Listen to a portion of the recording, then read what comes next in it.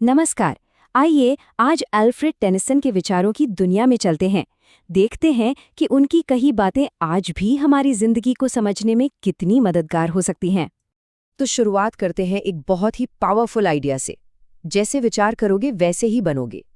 सुनने में ये बात बहुत सीधी लगती है ना? लेकिन सोचिए ये कितनी गहरी है।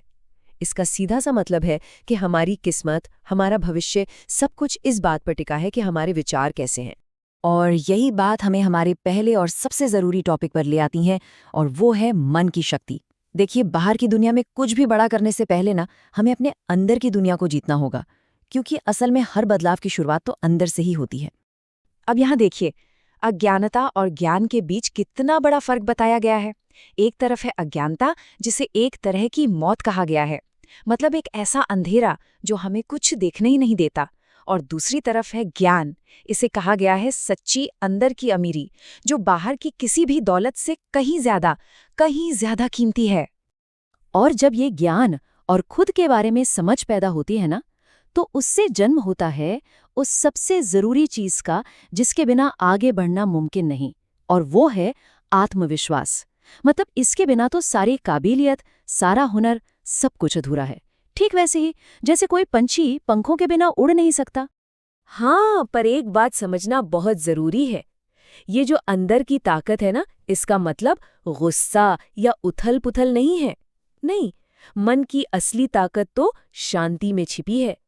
ये एक ऐसी शांत और स्थिर हालत है जो अपनी भावनाओं पर काबू पाकर ही हासिल की जा सकती है। तो जब मन की बुनियाद इतनी मजबूत हो जाए, तो चलिए अब अपने अगले सेक्शन पर चलते हैं, सफलता का मार्ग। यहाँ हम ये देखेंगे कि एक मजबूत मन हमें एक्शन लेने और अपने गोल्स तक पहुँचने में कैसे मदद करता है।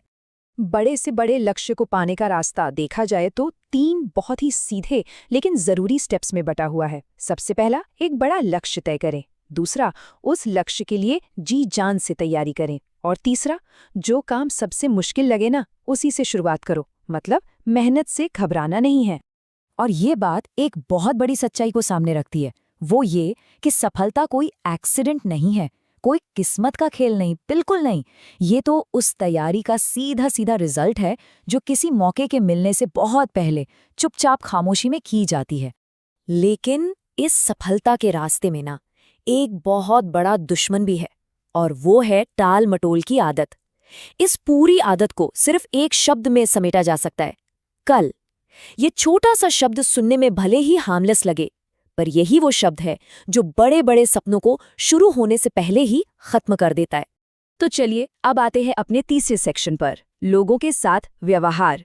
क्योंकि सीधी सी बात है, सफलता का सफर अकेले तो तय होता नहीं। इसमें दूसरे लोगों की मुश्किल दुनिया को समझना और उनके साथ सही तालमेल बिठाना, ये भी शामिल है। और सच कहें तो शायद यही सबसे बड़ी कला है। तो समाज में आगे बढ़ने के लिए पहली सलाह ये है कि नेगेटिविटी और आलोचना को नज़रअंदाज करना सीखना होगा।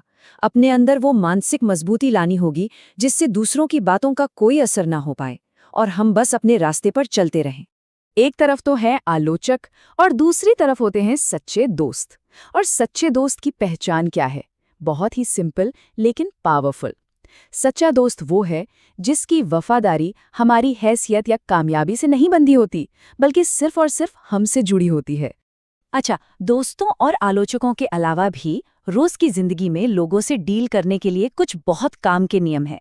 जैसे कि किसी को उसकी पढ़ाई लिखाई से नहीं, बल्कि उसके नेचर, उसके स्वभाव से परखना चाहिए।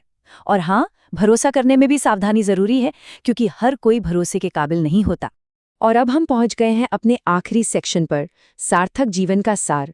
यहाँ हम इन सारी बातों को एक साथ जोड़कर देखेंगे। मतलब मन की शक्ति, सफलता का रास्ता और लोगों की समझ, ये सब मिलकर हमें एक सार्थक जीवन के सबसे ऊंचे उसूलों तक कैसे ले जाते हैं। सबसे पहली और बड़ी बात यह है कि असली खुशी कोई बाहर की चीज नहीं है, कोई ऐसा इनाम नहीं जिसे किसी और से जीता या पाया जा सके। नहीं, ये तो एक अंदर की अवस्था है, एक ऐसा खजाना है जिसे हमें अपने अंदर ही खोजना पड़ता है। और ये खुशी का विचार सिर्फ हम तक ही सीमित नहीं है।